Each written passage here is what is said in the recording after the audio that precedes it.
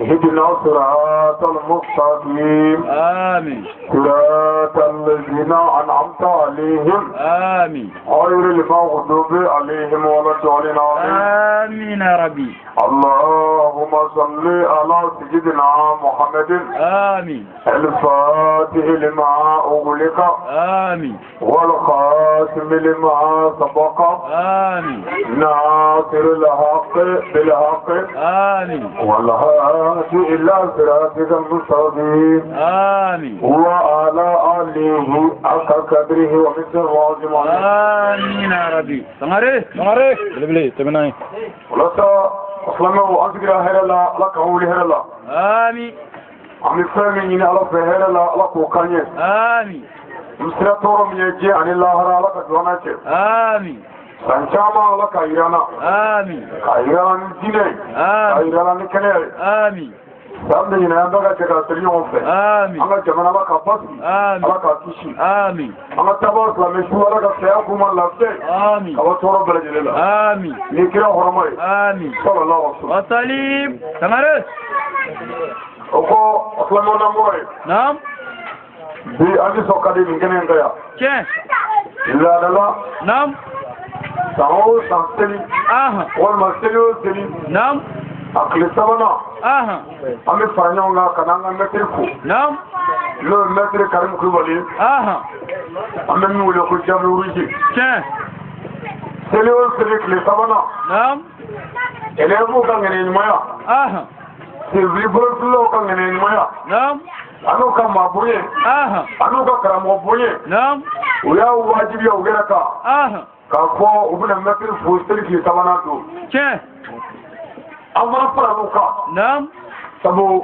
أو من فرا باركلوكا آها ممغلوكا نعم هو دم بارني ما كلا آها أو كما أفضل الجنا أنا بارو بكو نعم أبي سانجاما مفنا آها أبو نفر كين سيغاتا وبارينا كانوا دم نعم وبارني مانا كين مغلا مسكا مغلا بركدا آها أو تيجي على ولي مندو سيغاتولا على تيجينا نعم على بيجي تسكولي كين بفهم ميجينا إما مسكا سرا ونيا كوبوني نعم فهم ميجينا أو مانجا مسكا ولي مندو ولا آها ميجيني تسكولي تسكولي مندو أي كيو تماري أو ما أنا متري فولا كين كمان يدا متري كأنا كدمارك آها هذه سكيدا مغوكا آها دمار سكيدا بباي متري بقولي من أنا كمولا نعم أني أنا بارولا آها أني أنا كلامي من متري فيه كين وباي وأنا أمرونغلا نعم متري ولو فراسة سيغاتالا إندونغلاني إندون فلاني آها أنا فوليك كين بني أول سنة قبل الفنتوا نعم أوت آها لا تجمع ديجيت كين نزارو كلام موا أني سبا نعم ساعة كمان شيكنا آها فبلاساتا أني شيكيتا كين an bɛ yirimajɔ bakɔrɔbugula yan نعم ka n'an ka layidu nafɛtigiw don آها yann'an ka baara daminɛ an bɛ fɔlɔ نعم ka foli ɲɛsin an ka mɛtiri ba ma وكاكا mɛtiri ye gilekibɔ min kɛ an ye yan كين mɛtiri ye sɛgɛ min kɛ an ye yan نعم mɛtiri ye dɛmɛ min kɛ an ye yan آها n'i y'a da i ɲɛkɔrɔ a ka bon dɛ سيغاتالا ɛlɛbu si tɛ yen نعم kalanden si tɛ yen آها ko min ka kungo bɛ wuli ko mɛtiri bɛ to kɔfɛ a la سيغاتالا a bɛ bɛɛ ka kungo ɲɛmaya la كين a bɛ bɛɛ ka kungo ɲɛfɛ والله o tuma an yɛrɛ ko an bɛna fo نعم ni min tora kɔfɛ n y'o k'i yɛrɛ la سيغاتولا mɔgɔ min bɛ san bɛɛ kɛ an yɛrɛ ka kungo la an ka furuko an ka denwuli ko an ka banako banni ko an yɛrɛ ka ko bɛɛ la an ka pasasiw bɛɛ la don kelen de ka n'o fo o kan ka wajibiya an ka an yɛrɛ fɛ سيغاتولا براكي an ka taa an ka foli bɛ mɛtiri ye kosɛbɛ o ka kan a y'an bonya wa a ye diinɛ bonya mɔgɔ caman ye senfili bolofili kalan kɛ n'o karate olu ta labanna bandiya la dugu kɔnɔ ka mɔgɔw faga ka mɔgɔw agressé k'o moto minɛ ka ko bɛɛ kɛ siga t'a la mais ale y'a yɛrɛ dɔn a ye senfili bolofili min kala a y'o kɛ ka ala ka diinɛ dɛmɛ k'o kɛ ka silamɛya dɛmɛ k'o kɛ ka silamɛw dɛmɛ k'o kɛ ka waledenw mara maracogo ɲuman na. Sangare bɛlɛbɛlɛ janga ta bonya bɛ karate la dɛ siga t'a la bonya bɛ karate la ni bonya tɛ an ti yan sɔrɔ ha ayi bamakɔ ko ka ca mɔgɔ mɔgɔ bɛ yan lako bɛ bɛɛ la mais an bɛ jɛnɛ lako de kɔ ka na u bonya nɔfɛ bon minnu fana y'u ka lako bonya ni mɛtiri ye sani ka faamu tɛ yan anw ka faamu ye min ye nin dɔgɔnin kɔni an mɔgɔ bɛ fɛrɛ ka taa an jɛna n'o ye an nin bolo an ka mɛtiri nɔfɛ. Sangare bara caman ta Ami foli ɲɛsin maître ma. O ka kan. A n'a ka denbaya sanuman bɛɛ lajɛlen ka dugawu k'u ye. K'a ɲini denbaya fɛ hali bi u ka ɲɔgɔn minɛ. K'a ɲini denbaya fɛ hali bi u ka maître minɛ. Ni ɲɔgɔnna bɛɛ bɛ maa kelen min nɔfɛ. O ye maa ba ye. Siga t'a la. O ye maa ɲuman ye. O ye maa sɛbɛ. Walahi. O tuma o maa ba n'o maa sɛbɛ. Ka maa ka maabaya kɔnta quoi. Kɔrɔmuso ɲuman de b'a kɛ. Ka mɔgɔ yɛrɛ maa ba dɔgɔya k'a lafu. Musojugu de b'a kɛ. Walahi. O tuma an b'a ɲini maître ka denbaya fɛ hali bi u ka dɔ fara ɲɔgɔn minɛ kan. Hali bi u ka dɔ fara u ka laadiriya ni ɲɔgɔn kanu kan. N'o kɛra bɛɛ anw minnu ye donbaa ni bɔbaaw ye. Anw tɛ bɔ ni foyi ye nisɔndiya kɔ. Siga t'o la. Nin ye tiɲɛ. Wa an tɛ don ni foyi ye nisɔndiya kɔ. Walahi. An b'o f'u ye. Ka tila ka yafa ɲini u fɛ Ala kama. Waati minnu kɛra olu cɛw ma se ka fɛrɛ. Waati min kɛra olu ka cɛ ma se ka baro kɛ. Ko cɛ bɛ anw ka kungow la, anw ka mɔgɔw la, anw ka saniw la, ayiwa karatako la. An b'o yafa ɲini u fɛ. O ka kan. Ka dugawu k'u ye fana. Tiɲɛ. Awɔ an yafa u bɛɛ ma. An b'a ɲini Ala fɛ Ala ka yafa k'an bɛɛ lajɛlen. Amina rabi. N'an bɔra yen. Naam. An ka président n'o ye ɲɛmaa minnu ye nin ko in labɛn. N'o ye kalanden bɛɛ ɲɛmaaw ye. An ka foli b'u ye. O ka kan. Ka dugawu k'u ye. U ye koba daminɛ dɛ. Tiɲɛ. Bamananw b'a fɔ de ko daminɛbaliya ka fisa ko labanbaliya ye. Siga t'a la. Kana don a la fiyewu. O ka fisa i y'a daminɛ i ma se k'a laban. Tiɲɛ. Nka layidu bɛ yen walahi minnu taara u ka layidu kan. Minnu bɛ ka saya kɔnɔ fana layidu kan walahi. Tiɲɛ. A bara ci. N'i y'a ye o ma ye dɔrɔn o tɛ jamana kɔnɔ fiyewu. Walahi siga t'a la. Walima o tɛ dugu la fiyewu. Darula gɛlɛn o mɔgɔw bɛ yen walahi. Tiɲɛ. Bon ala da o cɛ kelen ma o n'o muso kelen ma. Anw fana ka boli o nɔfɛ. Sabu anw tɛ taama bada ko jamakulu. Ayi. Jamakulu yɛrɛ yeli tɛ foyi ɲɛ anw ye a tɛ foyi cɛ. Anw mago bɛ cɛ de la nitigi ni min n'a ko n ko a bɛ sa ye. Anw mago bɛ muso de la nitigi ni min n'a ko n ko a b'o kɛ. N'o kelen kɛra jama min na anw bɛ boli nɔfɛ o b'an bɔ. Siga t'a la. Wa ala mago tɛ caman la ha. Tiɲɛ don. A mago bɛ de a kɛrɛnkɛrɛnnen la labɛn de. Walahi a bara ci. O la ala karamɔgɔ dɔ bɛ k'a fɔ arajo la. Kungo wɛrɛ a bɛ k'a fɔ ko dɔw bɛ diinɛ gɛlɛya kojugu ko fɔ mɔgɔw tɛ se ka don. Ko an ka diinɛ nɔgɔya pour que mɔgɔw ka don. Non ala m'a fɔ an ka nɔgɔya mɔgɔw ka don. La ala ko kira ma Muhamadu mɔgɔw wele a ka na ala ma ni tiɲɛ ye. A ma ban dɛ. Mɔgɔw wele ka na ni dɔnni ye hikima ye ni sabali ye. Ayiwa ni wele cogo cɛɲi ye. Mɔgɔw la faamu u ba ka bɔ ka bɔ jaribɛ sira kan. Mais a ma fɔ ka mɔgɔw nɛgɛ ka don dɛ. Ayi Sangare. I ba ka bɔ ani k'i nɛgɛ fankelen tɛ dɛ. Ayi cɛ ka jan. Bɔgɔbɔgɔli ni nɛgɛni bɛ fankelen tɛ. Siga t'a la. I ka to dugu kɔnɔ i diɲɛ ko k'a bɛ t'i fɛ. I y'a fɔ a ye tɛmɛ ka taa n bɛ bugɔ dɛ. I y'a bɔgɔbɔgɔ de. Tiɲɛ. Mais n'i ko non wolo ya min y'i sama mobili ne la e taara i mana ni foyi i y'a nɛgɛ. Walahi. O y'a janfa de. Tiɲɛ. O tuma n'i y'a fɔ ye walima i den ye nɛni kɛ i ko he ne yan n'i nɛni kɔgɔ min galaka ka ɲi i y'a bɔgɔbɔgɔ de. Tiɲɛ. Pour que a kana nɛni kɛ. Bon galaka ka ɲi ye sange kama a bɛ nɛni dabila. Mais n'i ko nɛni to yen min mugani ma don o don. Sangare. A bara ci. E ma dilanli kɛ dɛ. Ayi. I ye kini yɛrɛ de kɛ. Mugan tɛ don o don kɔrɔ bɔ nɛni kɛ. Walahi. O tuma an kɛra mɔgɔw fo k'a f'u ɲɛna de mɔgɔw de bɛ wele ka na ala ma ni cɛ ye. Mɔgɔ tɛ mɔgɔ nɛni mɔgɔ tɛ mɔgɔ dɔgɔya nɛni t'a la. Walahi. Mais k'a fɔ k'i nɛgɛ ka don jaraw kan o t'a la. Tiɲɛ Sangare. An mago bɛ laadiri danayamaw de la. O fila ni saba mana sɔrɔ dɔrɔn o b'an bɔ. Pewu. An ka foli bɛ kalandenw ye kosɛbɛ. Ka kan. An ka dugawu b'u ye. Tiɲɛ. Sijani kɛnɛ la mɔgɔ ɲuman lafiyala k'a taa n'u ma. Hali bɛ k'u jija dɛ mɛtiri bonya de fayidɛri wuli. Siga t'a la. N'u y'a faamu bɛɛ o bɛ min kɛ mɛtiri ye u b'a k'u yɛrɛ de ye. Walahi. Lahara ko tɛ dɛ u b'a k'u yɛrɛ de ye. Siga t'a la. Mɔgɔ o mɔgɔ y'i ka karamɔgɔ dɔgɔya i ni fɛn o fɛn kɛra barika t'a la fiyewu wa i tɛ se ka foyi ɲɛnabɔ n'a ye. Wa sini i dɛsɛlen maa si tɛ bonya diɲɛ na. Siga t'a la. Sangare. Mais i tɛ se ka mɔgɔw bonya fiyewu ka mɔgɔw bɛrɛbɛrɛ fiyewu ka ɲɛmɔgɔw bonya fiyewu k'e yɛrɛ ka kɔrɔbaya i ka dɛsɛ ko mɔgɔw ma jɔ i la se ka kɛ. Sangare. A bara ci an ka taa. O tuma minnu bɛ bolilɛdu nɔfɛ vraiment an ka foli b'u ye an k'o sara n'u ye. Awa sara n'u ye. O ka kan. Ne tɛ seli tile sabanan don an bɛɛ ye denbayatigi de ye. A mana kɛ cogo o cogo mɔgɔw yɛrɛ bɛ taa foli la an ka so. Mais k'an ka denbayaw bila ka na min tɛ ka so i b'a dɔn k'an ye bonya de kɛ. Walahi. An ka foli b'a ye. Sangare. Ka dugawu kɛ kalanden bɛɛ ye an bɛ min kalan Ala ka barika don a la an bolo. Amina. Yanni kɛnɛ la mɔgɔ ɲuman lafiya Ala k'o d'a ma. Ala ka nɛn sɔrɔ a di tiɲɛ kan. Kira hɔrɔnma kama aw yɛrɛw kama. Assalim. Sangare. Wa n'an bɔra yen. Naam. Kamiɲɔn minnu nana ni olu nana an dɛmɛ baara la. Ayiwa tigiɲɛw. Ayiwa ani balimasiraw ani jɛɲɔgɔnsiraw olu minnu nana fara an kan k'a sɔrɔ senfili bolofililaw tɛ an yɛrɛ kanu ni baara yɛrɛ kanu kama an ka foli b'u ye. O ka kan. K'a ɲini jama bɛɛ fɛ an bɛ kɛnɛ min kɛ a kana jɔ an yɛrɛ la. Nin kɛnɛ ninnu ye Ala ka kɛnɛ sankɔrɔtalenbaw ye. N'i y'a mɛn ko Ala ka kɛnɛ ban mɔgɔw bɛ min ye balontan yɔrɔ la mɔgɔ bɛ min ye catiri bɔyɔrɔ la ala b'a fɔ yɔrɔ min ma ko ale ala ka kɛnɛ bɔ o de ye kɛnɛ min ni mɔgɔw sigira 2 ni 3 a ko ala ko o bɛ kɛ kɛnɛ o kɛnɛ k'a kana jɔ a yɛrɛ la a baara t'a la o kɛnɛ ka bon dugukolo kɛrɛfɛ yamaru ni bon yɔrɔ baw ni yɔrɔ ɲumanw bi nin kɛnɛ de ka bon a bɛɛ n'a ɲɔgɔnnaw kɔ wallahi o tuma fɔ an k'a faamu an n'an bɛ théorie bɛɛ kɔnɔ ka bon sabu ala ta de bɛ ka fɔ ala ko bɛɛ jinɛw ni adamaden da foyi kama fɔ n'a kɛra bato kelen siga t'a la ما خلقت الجن والإنسان إلا يعبدون. كيف جنة كريلة الجن زي الزوج هم دوري. والله. ما تلوني أنا ما تقدر فوق كمان بسوق. ما يصير كفوق كده على أبدا ولا بيفاك كده على جنة. تمام. فهو ده بلا فيه بسافة. هو بيني فيه بري. هو يني. أمي فهو فنيه كجوك بلالا. أمي فهو فنيه كنيمة بلالا.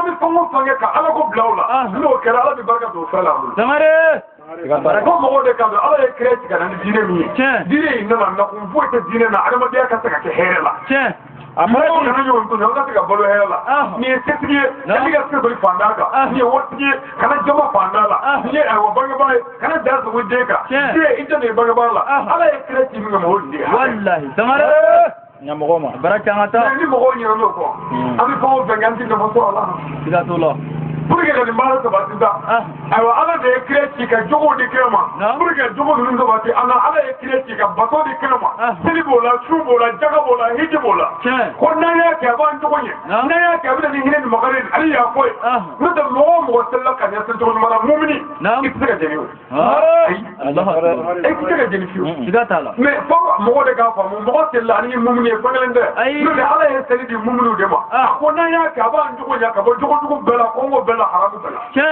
seli bɛ seliba ɲuman sanuya kɛ ala yafa i ma ka ala jɛ i ma nka ni ala yafa i ma a ma bɔ a ka ban o tuma ala yafa jɔli ma mumini tɛ yan o tuma mumini ye mun ye ala danaya kɔfɛ ka jɛ nɛgɛw kɔ ka ala ta kɛ samare mais ne ko i da ala la boli b'e bolo hali bi so kɔnɔ e ko i da ala la hali bi kɔngɔrɔ b'e bolo tanɛ b'e bolo e ko i da ala la hali bi siriku b'e bolo ala danaya ye mun ye nafa foyi ma k'a la nin ye kabako ye dɛ n'a ko a da ala la fo ka baara kɛ a kan ka dɔn an jɔra la siga t'a la sen nalen o de fɔ ka kalan da ko he aw kana ala kota ni ala ka nɛɛma ye ala ye nɛɛma min k'an ye ko an kana ala dan sago ala kan ni ala ka nɛɛma ye o nɛɛma jumɛn ye sin dɔw bɛ ka bereminɛbaa ɲini ka taa misiri la labaraw bɛ ka maa ɲini ka wotoronin pushe n'u ye e min ɲɛ fila ka ɲi e bɛ taama na dugukolo kan e ma se ka ɲɛ kɛ ka ala taw kɛ ko e tilala ka ɲɛ jɔ haramuw ni siniw la o tuma a bɛ fɔ ko e ala ka hɛrɛ kɛ ka ala kɛlɛ ko n'i ma se ka ala barika da ala ye hɛrɛ min k'i ye kan'o kɛ ka ala kɔta alahu akibaru nka ma se dɛ masakɛ ba dɔ bɛ yen masakɛ ba in wari b'a kun se ba ye wa masakɛ ba don a kɛlen ka pale dɔ jɔ pale in ye pale ɲumanba ye mɔgɔ tɛ maana na an bɛ fɛ ka kuma in faamu a sigilen o pale kɔnɔ a taara ɲɛgɛn na a dɛsɛra ka sugunɛ sɔrɔ a ye ko bɛɛ kɛ a ma se ka sugunɛ kɛ ala jɔnba dɔ de bɛ yen a ye ci bila o ma ala jɔn ye ko masakɛ ma ko n'i jɛna i ka pale ɲumanba in kɔ k'i bɛ sugunɛ sɔrɔ o yɔrɔ bɛɛ ko pale in jɛna a jɛna pale ko min kɛ dɔnnibaa ba in ye ala wele a ye sugunɛ sɔrɔ cɛ ye sugunɛ kɛ kɔfɛ a nana muruti kun ka tɛ se ka sugunɛ sɔrɔ a ko yɔrɔ bɛɛ ko a ye dɔnnibaa wele dɔnnibaa wele ko diɲɛ masaya kɔ pewu ko n'o kɛra i bɛ sugunɛ sɔrɔ cɛ ko ɲɛna kɔ dɔnnibaa sɔrɔla k'a fɔ ko ko e ma diɲɛ e jɛn'i ka pale kɔ e jɛn'i ka masaya belebeleba kɔ ani ka wari n'i ka nafolo bɛɛ kɔ ko fɛn fila nɔfɛ ko bɔ ni sugunɛ dama mais ko k'a sɔrɔ i ka so kɔnɔ ye ala kɛmɛ ka i ka so i kɛmɛ k'i ka so jɔ k'a ban pewu kabini b'a kɔnɔ fu la ɲɛgɛn b'a kɔnɔ fu i bɛ don don o don k'a kɛ fu i tɛ dɔn mɛ sara e t'a dɔn ko yɛrɛ ko gɛlɛn ye nka a tigɛra dɔrɔn i tɛ n'i ka fɛn bɛɛ kɔ o fɛn fila kama walahi samare wa n'i sigi ka fa kɔnɔ i k'i tilen samare k'ale mago tɛ foyi la i ka ala don i ka baara kɔnɔ dɔrɔn a kaban dɔw fana na a taara dɔgɔtɔrɔso la dɔgɔtɔrɔ ko a kan ka don oxygène na a ye tile kelen min kɛ k'o bɛnna 5000 ma ninakili bɔli tile kelen 5000 o de sara dɔgɔtɔrɔso la cɛ kasira dɔgɔtɔrɔ ko wari cɛra ko non ko bon k'ale bɛ ka miiri ko ale ye san 70 ni kɔ de sɔrɔ ale ye ninakili minɛ k'o bila tile 10 joli joli tile million joli joli a ma dɔrɔmɛ sɔrɔ o si la o tuma k'o tile kelen dama 5000 ko ninakili bɔli min kɛra adamaden ka ala an ka sira la ɲanga baara ɲuman kɛ ala mago bɛ ala jɔn de la ala ka jɔn tɛ maa wɛrɛ dɛ mɔgɔ min y'a dɔn i tɛ foyi ye jɔn kɔ ni baraka dura banga Sangare. wala kira sallallahu alaihi wasallam ama pour ni islam o frère hey ay baraka Tiens. ni islam ko di shi take ni metabule na ko shi take ko ce mu ye ay baraka ko baraka ce tigi bido ni baraka la dalu tigi bido Sangare. Aya hal. Rachangata. no ne tara bara la ga to ga nyonde ni nyondo we ibado kan yere ci te ala na fable Wallahi. ibane sigire wajula no so jele do ko mi mana ala ta problème créata problème mbe o le nyako ni mi sigire ci ba ko do ba so dimi do bala Sigatullah. ni mi ga mutumina na bi o nyako ah mo do tele jarma de sabra mais comme tout le temps ma ça ko mo le fo Tiens. sagare so jarma de comme ne ga sagani fana tele bala mo le fo Tiens. ko ma on ga ci bekara intérêt ci bekara mi se ga maja tuli ko ma so la mi ga mi ko fo tuli mais ka ci ko mo ko e a watila ke tro Sangare. Kama nyemse.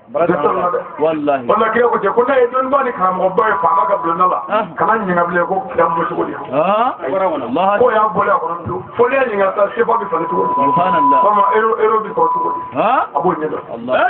sabo ko fa mo ga blona ni sere ka ba dani mi le kitabula wuti ni la ko ni fa to Sangare.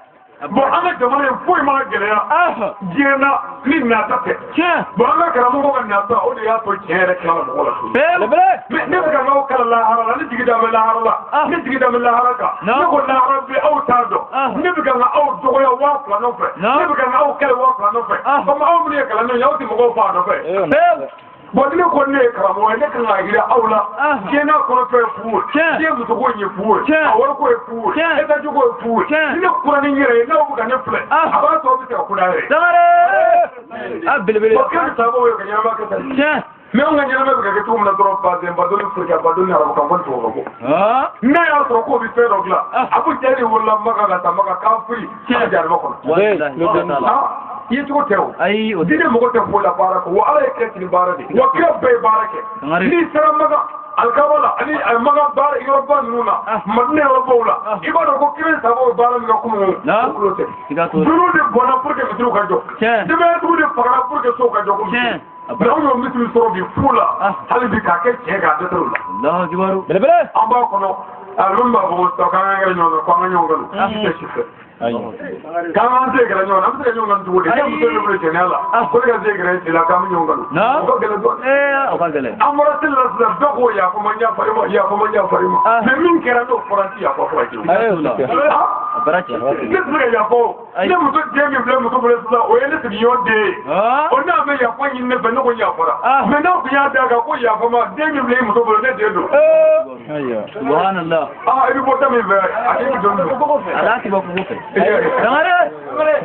amana ko ko la ya fa jalai ne fatala Wallahi.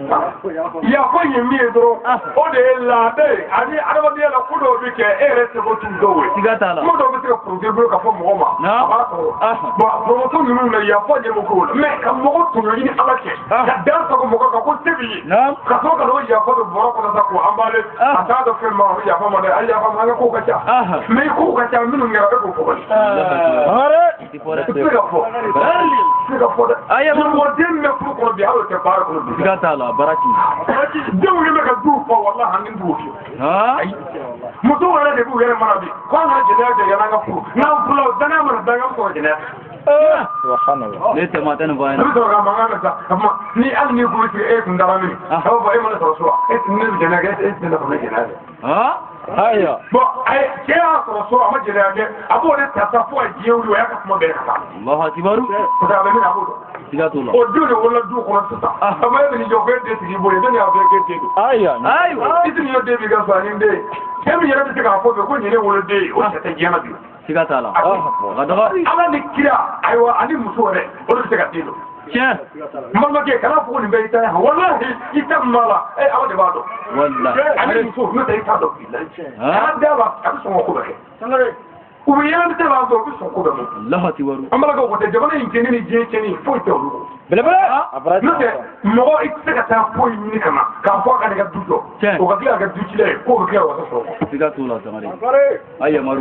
jembe donc les gens ni artistu ani jelu ni pro nyama ko woni ko ni karamo ko ko ni muso nyana ko debu je o mo de de mo nyabu Manye.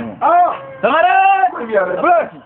muso mo te ganyi mo ni tiɲɛ hali dɔɔnin ma ɲa dɔɔnin mɛ damɔzɔn tile hɔrɔmuso tun b'a cɛ bonya bitɔ kulubali tile hɔrɔmuso tun b'a cɛ bonya samori tile hɔrɔmuso tun b'a dɛmɛ dɔn k'a yɛrɛ dɔn mɛ laji tile aja tile la o bɔlen ko makan o bɛ musɔrɔ fɔni ka bɔ kunkolo la k'o siri u cɛ la ka ba wɛrɛ ta ni cɛ ye Allahu akibaru o den nana kɛ rebelle ye e bɛ jɔ k'e t'o den siya dɔn Allahu akibaru an ka gɛlɛya ban mali dɛ muso ɲuman dɔgɔra i m'a den bɛɛ tuma ka ko dɔwɛrɛ tɛ dɛ mɛ muso min bɛ bolo muso daburu jɛ a y'o ye a diminen don a tɛ ɲuman fɔda o bɛ se ka mun den sɔrɔ k'o bɛ se ka maja mɔgɔw ye a tɛ ɲuman fɔ fɔda maa si tɛ se k'i sigi ka so bi ka tɛ fɛrɛmɛ sigi ni muso ka deuxième kɛ ka troisième kɛ a ma kɛlɛ fɔ n'i ye minnu fɛn dɔ kɛ dɛ n tɛ a bɛ kuma dɔ fɔ min b'i tɔɔrɔ so a bɛ ko dɔ kɛ min b'a fin duuru ka fɔ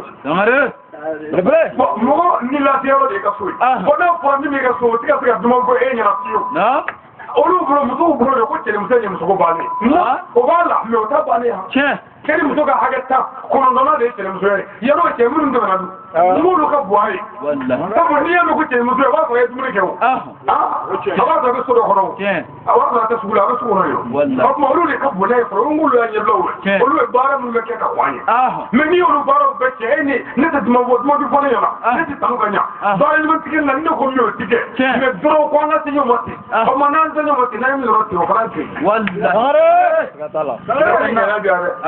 bon ni nin fɔ dɔrɔn ti bɛn o ma olu bɛ don dɛ n'a y'a munu a cɛw ye bɛɛ mɛ muso min bɛ se ka sabali bi ka cɛw bɛ yan k'a bɛɛ bɛ wallahi kabako bi dɛ sɔɔba jumɛn la sɔɔba fo mɔgɔw k'a dɔn de ko yɛlɛma bɛ kɛ ni musow ni denmisɛnninw ye n'olu ye sira min ta bɛɛ jamana bɛ tɛmɛ sira kan wallahi bon an ka mali bɛ ka taa cogo min na bɛɛ b'a dɔn muso ɲuman dɔgɔyara den ɲuman dɔgɔyara bon n'a fɔra ko jamana in bɛ bɔ bɔlɔla sini o kabako ye dɛ sabu sini ɲɛfɛla tɛ yɛrɛ a tiɲɛnen don denmisɛn bɛɛ kɛra dɔrɔku ta la muso min na kunkolo bɛ i n'a fɔ ten naani kunkolo Sangare bɛ jigin bɔbara la ko ale ye américain daga a baraci a bɛ yan a yɛrɛ bolo sa fura tigɛra tuma naam fo mɔgɔw de ka yɔrɔ in faamu k'a fɔ ni musow sɔrɔ ka sabali ka muɲu u bɛ fɛn min sɔrɔ diɲɛna denw na o bɛ kɛ den barikama ye siga t'a la wa hali n'u ma den barikama sɔrɔ n'u ma den yɛrɛ sɔrɔ fiyewu ala bɛ den dɔw bila u b'i ta k'i bɛrɛ bɛrɛ fo ka taa se ka saya ma siga t'a la a baraci lebele tɛmɛ n'a ye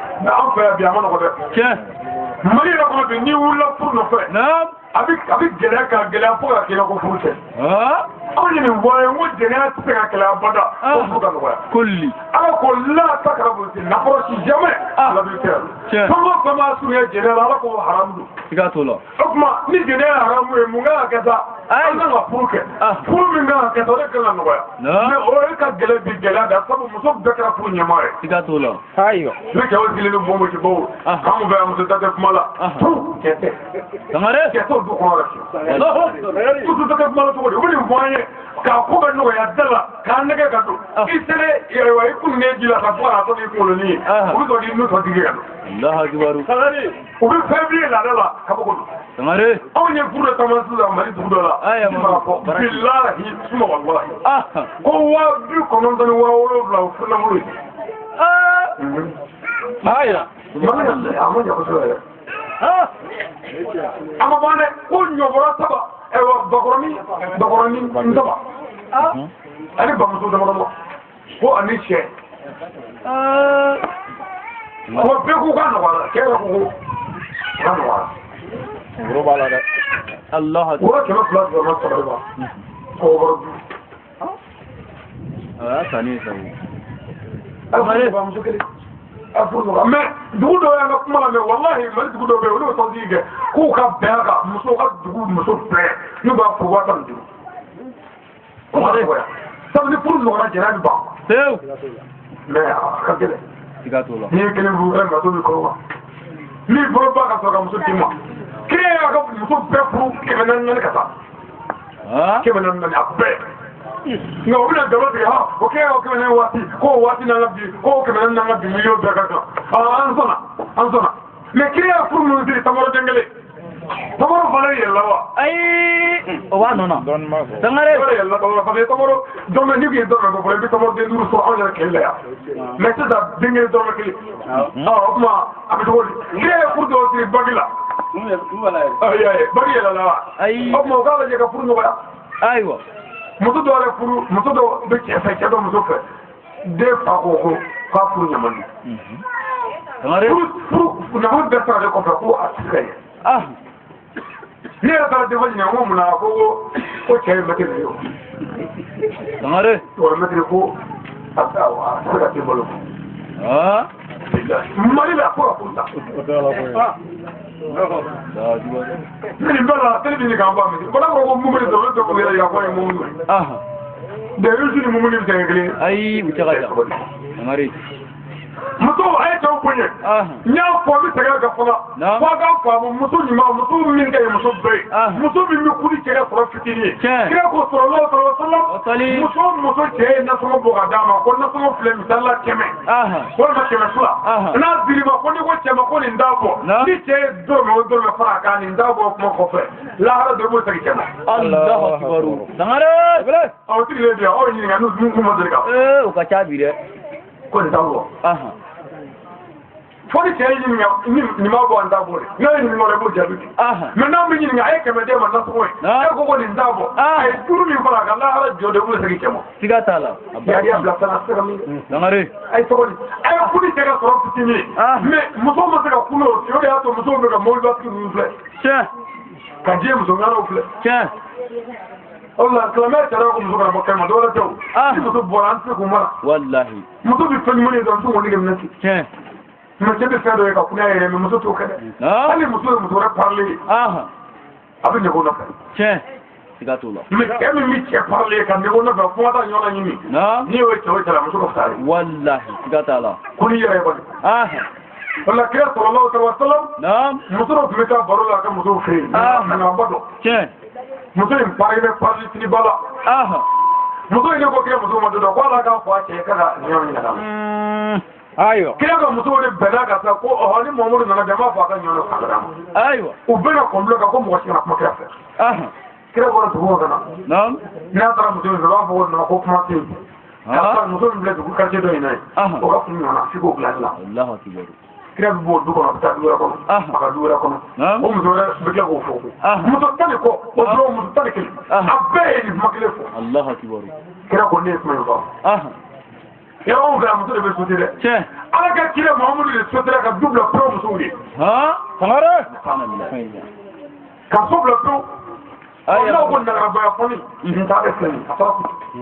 tiɲɛ. Jibrila de nana a nɔfɛ ko ya Muhamadu. ala ko segin so. ko n tɛ taa fiɲɛ fɔlɔ. tiɲɛ. Muhammadu segin i ka taa musow wele k'u segin. i k'u ɲininka ni muso min mago bɛ a ka pari. o k'a yɛrɛ yira. ko ala b'o pari sisan ka bɔ alijɛnɛ na. i sɔrɔ k'o furu sa. Alahu akibaru. i ka muso furu sa ye. kulli. Muhammadu e muso kɛra kira muso o t'u bɔ. e maa ba ti muso ti maa ba fana ye. walahi siga t'o la. o ye tiɲɛ dɛ. tiɲɛ. i mana bonya cogo o cogo muso t'i jate. walahi. muso bɛ nata ne y'a maa ba a bɛ nata la. ko karisa ye cɛ ɲuman sɔrɔ dɛ ko maa ba don. mais ni y'ale yɛrɛ tigɛ a b'a fɔ. tiɲɛ. sangare. muso bɛ maa min bonya i y'o dɔn maa ni. Allah. Kemi bi muso fani ka bani ka. Siga to la baraki. Ati ka fani ka bani ka bugo. Wa ma bani ati no tugo ati sotara. Wa ati do la muso koko. Muso bo ko. Bele. O ka jmena ka drogo ana ka bulo muso bo saka dama ka ko. Na fa na ko muso bi rere. Wallahi. Me e ko ndame ni mboko ni ngati ko. Ka muso ko fongi bu damela. Subhanallah. O kuma kira ko ni famu kira tegile kana sota kira nana so kira ko muso ma ko ina kan bora kai na kan bora ya nyana bora ko mo ko afi babe ay muso beti ko muso ma ko ala ye na sagi ko ma ko na fa nyoga ka ni nga ko muso jole me awla min fa ka pari o ga ira ko ne fa ka pari ñu la ira ko mo pare sa ka bo jena na ni sanu ni lulu ma jaru ya am to ko fusa ko tana muso fusa Allah akbar. Ako muso bɛɛ kuma bila kɔrɔ de. A ko Seydi Aïcha e ka t'i ta f'i fa ye n'o min fɔ mi e ka kiri kɛ n'o ye. Tiɲɛ. Munna sabu Aïcha tun ye denmisɛnnin de ye. Tiɲɛ don. Mais o kɔfɛ k'a tɛ ko dɔn n'o tɛ Aïcha bɛ min dɔn muso tɛ kira bolo min n'o dɔn. Walahi. Ale kelen ye kira ka sa 2,000 ni 100 ni 10 ni wɔɔrɔ ko ala kɛ ko. Dangare. Seydi Aïcha. A ko e ka t'i ta fa bɔ ye. N'i ye bɔ de min fɔ ne ka kiri kɛ n'o ye. A sɔrɔ kuma y'a kɔrɔ de. Tiɲɛ. Aïcha i bolo wuli a ko Muhammad yala ka kira. ne bɛ kun ni e Mamadu ka fani ye ne bɛ kun ni Mamadu ka laban ye e bɛ min fɛ ne b'o fɛ fo ka taa n zan di jago Sangare muso bɛɛ sigi o kelen kan siga tɛ kɛlɛ sɔrɔla ka ban fo ka dugukolo meleke kɛlɛ ka denba ma foli fiye k'u bali Allahu akbar mais anw ka dutigi wɛrɛ bɛ ten du kɔnɔ komi siri ɲama jɔyɔrɔ foyi t'an na bilen o banna ni muso pɛrɛn na an tɛ taa yɔrɔ foyi dɔn tiɲɛ a dɔw bɛ dutigi dɔw n'u ye muso kuma mɛn k'u bɛ ɲɛgɛn na k'u taa k'u bɛ n'u kɔnɔ Allahu akbar a kɛra kungo ye tiɲɛ muso kɛra dutigi ye wallahi muso juguyara ni fɛn bɛɛ bi an b'o gɛlɛya kɔnɔ wa tant que an bɛ taa gɛlɛya tɛ ban dɛ wa n'i taara du o du la i b'a sɔrɔ musokɔrɔba ka ca ni cɛkɔrɔba ye ayiwa o du bɛɛ o cɛkɔrɔba fatura a mɛnna nin y'a san tan ni kɔ ye musokɔrɔba bɛ sɔgɔnɔ ye o ma kɛ ɲɛ dɔ n'aw na k'aw to yan ayi mun ayiwa musojugu cɛ bɛ se ka taa ɛri bɛɛ ani miniti bɛɛ tiɲɛ a sigilen don a bɛ jama cɛla nka a tɛ o de la i bi Bamakɔ sirikɛ soko ko durati ko ni durakɔ durakɔ ni durati ko tɛ yen dɛ ayi i yɛrɛ ɲini n'o tɛ dɔ b'a fili ka na n ban o muso kɛmɛ k'a tɔɔrɔ mɛ tɛ kulo kɛnɛ ɲuman na kɛra a ɲɛ tɛ foyi la i b'i tila ma dɔrɔn ko e bɛ ka dura kan a bɛ t'i ɲi kari i tigɛ ne yɛrɛ de i ka dura ye i b'a dɔn i bɛ se ka kisi sira min ka t'o fɛ o dura ye mɛ n'i ko k'i ka dura o bɛ t'i kungo ma i ma sigi Sangare wulibali baba an cɛw fana f'a ka faamu ko cɛ de taara muso ɲini ka n'i ka denbaya de valeur muso bɛ furu don min i b'a dɔn cɛ tɛ valeur la o ayi cɛ kana jateminɛw fɛ ha tiɲɛ hali Bamakɔ bi ni luwanse bɛ ɲini ni muso t'i bolo ko cɛ kana k'a bɛ se ka taa ɛri bɛɛ la a mana fɔ ko a ka minɛ bɛɛ siga t'a la a fa ka ɲɛ ni muso t'i bolo a ma nɔgɔ o tuma muso de y'an bila valeur la k'an kɛ maaba ye muso y'a kɛ k'an kɛ dɛnɛyama ye muso y'a kɛ ka du kungo sara i la muso furu kɔfɛ o de kɛra tiɲɛ Sangare siga tɛ n na mɔgɔ min bɛna den wolo an ye muso don ka kɔnɔbara t'an ye kalo kɔnɔntɔn muso don a se ka da kɔnɔ kan muso don a se ka da kɛrɛ kan muso don n'a bɛ yɛlɛma wallahi Sangare o bɛɛ kɛra an ye o hali bi an tɛ ka se ka foyi nɔgɔya o fana ka gɛlɛn dɛ Allahu akbar cɛw a ye jɔ jɔyɔrɔ la a ye jɔ dɛmɛ la a ye waledenw da ka n'an ka duw jɔ a ye hinɛ u la a y'u makari n'u filila a y'u bilasira mɛ i ta tɛ ban fiyewu mɔgɔ o mɔgɔ ta tɛ ban ala ta tɛ ban i fan fɛ mɔgɔ o mɔgɔ tɛ yafa jɔn ma ala tɛ yafa wallahi braki mɔgɔ bɛ fili mɔgɔ bɛ sayi de siga t'a la mɛ ni fili kɛra yafa ka kɛ ni yafa tɛ yɛrɛ kɔlɔsi tɛmɛna an fɛ ala ka yafa ma wallahi an bɛ sigi mɛ a b'a ta furu la ala yafa ma e kuna kɛ ala la o bon e b'i ti yafa i sigi ɲɔgɔn ma e b'i ti yafa i balimaw ma e na min sigi ko ala ka yafa ma ala ko n ti yafa fila si ma siga t'a la yafa ala ka yafa b'an ka yafa de kɔnɔ a braki an ka taa n'an yafara ɲɔgɔn ma ala bɛ yafa nka n'an ma yafa ala tɛ yafa dɛ ayi a tɛ yafa a ye kɔnɔ yafa ɲɔgɔn ma muso ni cɛ mana bɛn sɛtana ko k'o man d'a ye sabu n'o kɛra u bɛ den min sɔrɔ ko sɛtana tɛ so la siga t'o la a ye to a kɔfɛ n'an bana bɛɛ ni bɛɛ ye min diɲɛ na a bɛ sɔrɔ nka n'an ma bɛn an mago tɛ yafa ayi a tɛ ɲɛ an mago tɛ ɲɛ dɛ cɛw a dɔn i fa de tɛ muso ye cɛ fa de tɛ muso ye dɛ ayi o tɛ ka ɲini cɛw fɛ muso bɔgɔba ye o tile banna pewu ni min tun tɛ k'i ta in kɛ labila siga t'a la tiɲɛ mɛ cɛ dɔw y'o ye u bɛ muso bɔgɔkun fali o ma ɲi dɛ a yamaruya baraki kojugu don siga t'a la o la cɛ dɔ delila k'a fɔ ko fo ka taa ale bila kaburu la k'a tɛ fɛ ka muso bugɔ denba dɔ ɲɛ ko mun na ko sabu ko cɛ man ka muso bugɔ muso ka wuli ka taama Allahu akbar n'i y'a bugɔ ko yɔrɔ bɛɛ o ka kana su fara ɲɔgɔn kan de Sangare mɛ e cɛbakɔrɔba belebele jamana ko ka muso bugɔ ka wuli ka taa e bɛ nin dɔ kɛ o bugɔ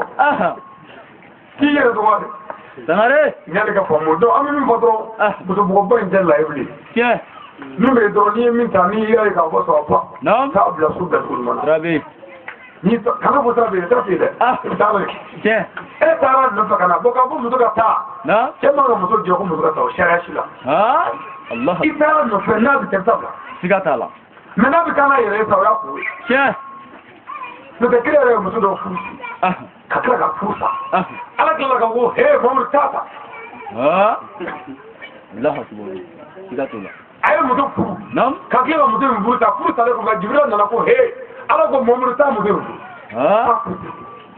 ayiwa munari Mamadu ko munna a taara bɛn Jibirila ko sabu ko muso in a nisɔn ka di o tile ko muso in bɛ su bɛɛ kɛ nafasen na nin fɛn fila kama taa ta e ye muso in dɔn wa ayi ayiwa Seyida Umaru denmuso Ayiwa. Kira ye Umaru denmuso furusa. A furusa le ko Ala ko tasa. Allahu akbar. K'a furusa k'a taa bila faso. Kana di Umaru fo kuma ne den cɛ n'a ba. Umaru o tɛ baasi Ala ka gɛrɛ k'i foyi kɛ ne kun dɛmɛ na. Tiɲɛ. An da bɛ an sɔn min ye i tɛ baasi. Wallahi. Kira ye ko dɔ kira ma se so fiyewu ka minɛnw bila. Njure. Yɔrɔ bɛ kɛ ta. A ti yata dɛ. C'est-à-dire fo o la kira o fɔ sahabaw ye ko ale ye Mahamadu ye mɔgɔ de. Sangare. N'a bɛ mɔgɔ laada la a bɛ baara kɛ ni mɔgɔw ka laada ye. Mais ni Ala kumana dɔrɔn Mahamadu bi yɛlɛma o yɔrɔ bɛɛ. Siga t'o la. Bon a bɛɛ bɛ ten dɛ ni mumuni ɲɛsinna Ala ma tuma min na Ala b'i dɛmɛ. Siga t'o la. Mais n'i bɔra yɔrɔ la n'i nana maa ko la o y'a maa bɛɛ kɛ na. Pewu. O la i bɛ karamɔgɔba dɔ bɛ kabakobaw kɛ ale ka kobaw kɛ. Mais komi u bɛ Ala ko de kɔnɔ. Mais n'u nana maaya la u tɛ se ka foyi kɛ mɔgɔ tɛ se ka min kɛ. Tiɲɛ. Siga t'a la. Donc la c'est d'aller n'a ka bonyaba in. Sahabaw ye karamɔgɔ dɔ d'a ma k'a ka karamɔgɔ in kari. A ye kalan in minɛ k'a b'a kari. A ma se k'a kari. Sahabaw yɛlɛla la. Ko Ali e bɛ ɲaamɛtigi ni ɲaamɛ ta k'a kɔrɔta sira fɛ k'u dasi dugu ma. E tɛ sɔrɔ nin kala fitinin kari. Ale ko tuma min ne b'o kɛ k'o b'a sɔrɔ ni Ala bɛ ɲɔgɔn fɛ. Siga t'o la. Ko ni mɔrɔ la ni nana aw ka maaya la dɔrɔn ni maa bɛɛ ka kan. Tiɲɛ. Ni n tɛ se ka min kɛ n tɛ se k'o kɛ fo i denmisɛnnin de ye sanubɔ ye. Allahu akbar. Mais n'a nana kɛlɛ la dɔrɔn a bɛ ko bɛɛ kɛ. Tiɲɛ. Mais ni kɛlɛ banna Ala ka kɛlɛ banna dɔrɔn o y'a se bɔ ale. Pewu. Ale maa bɛɛ kɛnɛ. Tiɲɛ. Bon mumuni kan ka kɛ ten n'i ɲɛsinna Ala ma dɔrɔn Ala b'i nɔfɛ. Siga t'o la. Mais anw m'an ɲɛsin Ala ma ka ban tɛ Ala fɛ yen. Wallahi. O la kira ko ten ko misiri bɛna fa don dɔ. Mɔgɔ farikolotigiw la. Tiɲɛ. Nka ko mɔgɔ t'a kɔnɔ. Kulli. Sangare. Bɛɛ n'i bɛ wari ɲini yɔrɔ ni musoko ni Italiko ni Hamako la. Mais misiri kɔnɔ an bɛɛ ten turu bɛ yan. Tiɲɛ. Bon kabako fana ye min ye misiri ka ca n'an si so ye. Dogo de ma se ka gilasi. Wallahi. Sangare. Bon an misiri seli la walew bɛ jɛnɛ min yɛrɛ kɛ hali baara tɛ mɔgɔw to. Wallahi. Tiɲɛ. O de kama. Allahu akbar. O de kabako. Muru bɛ jɛnɛ min kɛ ni kuranɛ cɛ hali baara tɛ la. An bɛ se laharaw an m'u dɔ de. Allahu akbar. O bɛ jɛnɛ min kɛ foyi tɛ se ka kɛ. Tiɲɛ. Kuranɛtigi ninnu wolo. Allahu akbar. O de ye kabako ye. Tiɲɛ. O tuma ni Ala ko an ka jɛnɛ kɛ. Ala lamini ma sɔn jɛnɛ ma. Wa ne fɛ ne bolo ne bɛ ka mɔgɔw kalan an ka jɛnɛ kɛ. Mais ne yɛrɛ y'o ye ne bɛ jɛnɛ la. O kalan bɛ taa min ye. Foyi. O t'i lamɛn yɛrɛ. Sangare. Bon ni cogo o cogo dalen kɛnɛ ma a bɛ ka kɛ populaire la denmisɛnninw fɛ. Kira ko ko maakɔrɔbaw ka baara dɔ dibi la. Siga t'a la. N'a ye fɛn min kɛ dibi la ni an b'a danŋɛnɛmaya dibi la. Ko Ala b'a danŋɛnɛmaya n'a denw de ye kɛlɛ kɛra. Siga t'o la. A ye sabali. Tiɲɛ. Fɛn o fɛn bɛ se ka diɲɛ tɛmɛ diɲɛ na o de ye jogo ye. Sigare. I mana kɛ fɛn o fɛn kɛba ye cogo ɲɛ. Tiɲɛ. I mana kɛ fɛn o fɛn ye i tɛ nin cogo la. I mana kɛ fɛn o fɛn ye i jogo kɔlɔsi. Mais ni jogo jɛn'i bolo dɔrɔn baara bannen don. Pewu. Adamaden ka sigi micro la i tɛ se ka kuma fiyewu. I bɛ taa kɛ ni jogo tɛ. Tiɲɛ. Wala sen ko mɔgɔ jogo ka jugu ma ni hali jogo jugu kɛlɛ. Wallahi. Jogo ka jugu ma ni fɛn bɛɛ ye. Tiɲɛ. Mais ni jogo ɲɛna ka ban fɛn bɛɛ bɛ dilan. A ye sɔn n ka jogo ɲɛ. Tiɲɛ. An bɛ fɛn o fɛn kɛ. An ka taa jogo la. O ka kan. Hali danbe la. N'o tilara na dɔrɔn an tɛ foyi ka nkalon kɔ. Pewu. Sangare. Jogo tilara. Tiɲɛ. Yɛrɛ bonyali yaada dɔrɔn. Wallahi. Wa si tɛ si fɛ. Naam. N'o tɛ taabolo ko n'i ye Mali ta k'a lajɛ taabolo bɛ Mali kɔnɔ yan bi. Tiɲɛ. Mais nin taabolo in bɛɛ bɛ arajo la wajuli la. Taabolo in bɛɛ bɛ ka ɲɔgɔn dɔgɔya. Taabolo in bɛɛ bɛ ka ɲɔgɔn nimi. Taabolo in bɛɛ bɛ ka ɲɔgɔn lafu. Bon o ni mɔgɔ kamana gan k'a fɔ an bɛ Ala kelen ni kira kelen dɔ fɛ. Siga t'o la. A bara cɛ an ka taa. Misali ne ye Ahmadiyya ye. Nin ye Salaliya ye. Bon an bɛɛ ka dalilu y'an ka karamɔgɔ ye tiɲɛ don. Mais silamɛ bɛɛ kɔni ka asulu ye kuranɛ ye. Ani kira ye sallallahu alaihi wa sallam. Wasali. Mais pourquoi an ma kuma ni kuranɛ ni kira ye an ye. Sabu tijaniya. Ayiwa Tanzania Ahmadiyya nin bɛɛ kuranɛ kɔnɔ. Ayi. Ko nin ye dɔnnibaga dɔ nalen ni fɛn dɔ ye. Min bɛ se k'an dɛmɛ diinɛ baara tɔ la ani jogo dilanli la. Tiɲɛ. A bara cɛ an ka taa. Fo mɔgɔw k'a faamu a bɛ n'a fɔ mɔgɔ an sigilen bɛ ba kɔfɛ yan. Ni ne ko sisan ko bon an bɛɛ k'an labɛn sisan. An ka ɲɔgɔn sɔrɔ Bagadaji. Ne y'o fɔ mɛtiri ye n bɛ k'a fɔ lɛbu bɛɛ ye bɛɛ ka taa Bagadaji san. O ko baasi tɛ. An wulila.